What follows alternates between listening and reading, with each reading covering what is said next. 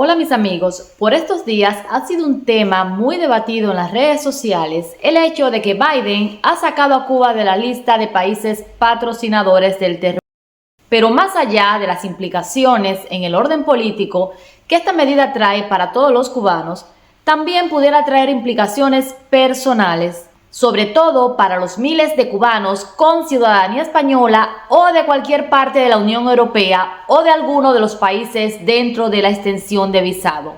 Y ya son más de unos los que se comienzan a preguntar si ahora que Cuba ha sido eliminada de la lista de países patrocinadores del terrorismo, esto se traducirá en que algunos cubanos vuelvan a beneficiarse del sistema ESTA, Electronic System Travel Authorization, o Sistema Electrónico de Autorización de Viajes, que es un sistema automatizado en línea que Estados Unidos usa para determinar la elegibilidad de los visitantes que viajan a Estados Unidos bajo el Visa Waiver Program. De estos programas se beneficiaban muchísimos cubanos hasta el 2021. O sea que si usted tenía ciudadanía española, y cito este país en primer lugar, porque sé que gracias a la ley de nietos son muchísimos cubanos los que tienen este pasaporte.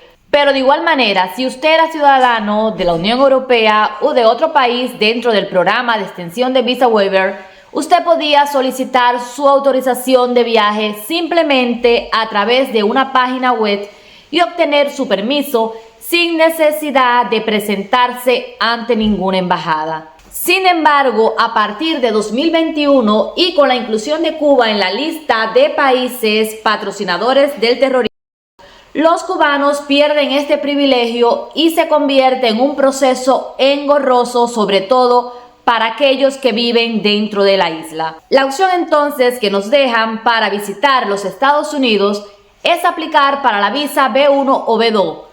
Para aquellos que viven fuera de Cuba, significa presentarse ante el consulado de Estados Unidos en su país de residencia y someterse a una entrevista. Para aquellos que tienen la ciudadanía española, pero viven dentro de Cuba, el proceso es doblemente engorroso, ya que al consulado de Estados Unidos en La Habana no prestar el servicio de visa de turismo, deben de hacer este trámite en un tercer país. La mayoría de cubanos escoge Guyana por ser este un país de libre visado, pero esto significa correr con los gastos de un viaje que puede resultar en vano si se le niega la visa, unido a los desafíos del idioma, entre otros. Entonces, es normal que muchos cubanos estén viendo en esta noticia algo que pueda favorecerlos en el plano personal.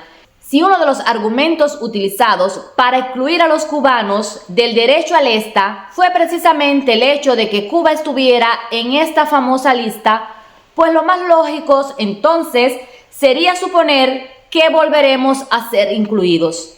Sin embargo, según declaraciones de un alto funcionario de Martín Noticias, se requiere primeramente de un periodo de aplicación de esta medida propuesta por la administración Biden.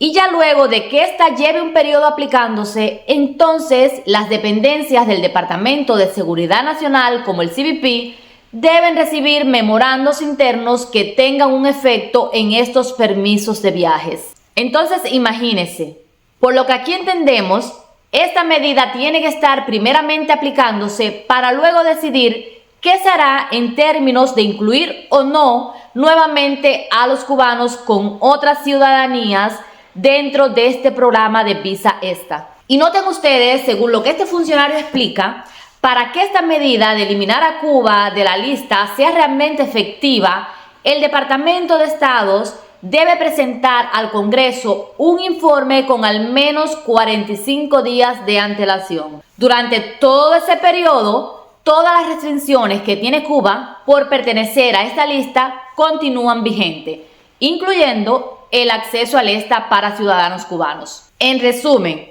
los cubanos seguimos sin clasificar para permiso de viaje electrónico. La única vía es solicitar una visa de negocio o turismo presentándonos de manera presencial ante Embajada de los Estados Unidos.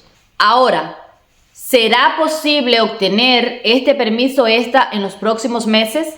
Es una pregunta para la que al menos nosotros no tenemos aún respuesta.